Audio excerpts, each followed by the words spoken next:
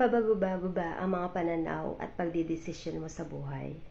Kabalisahan ang kadalasang dulot niyan. Huwag maging isang animo trumpong walang tigil sa pag-ikot sa yun at yun ding kalagayan. Yun bang tipong hindi pa nakakarating sa patutunguhan ang sasakyang iyong sinasakyan, ay ibang direksyon na naman ang gusto mong tunguhin, maging isang tulad ng halamang tumutubot lumalago saan man itanim. Kahit saang pedestal ka pa itayo, kung wala kang kakontentuhan sa lahat ng mga bagay, puro kanegatibuhan pa rin ang mananaig sa'yo. Saan magigising ka na lamang na wala na pala nakikinig sa'yo, baging sila man ay naumay na rin sa iyong mga buntong hininga't hinaing. Balikan mo kung saan ka hindi masaya, kung saan ka sasaya, at kung ano rin ang makapagpapasaya sa paligid mo. Mataimtim kang dumulog sa Diyos, manalangin at siya ang magtutuwid at gagabay sa iyo at magbibigay linaw ng iyong mga pananaw at direksyon sa buhay.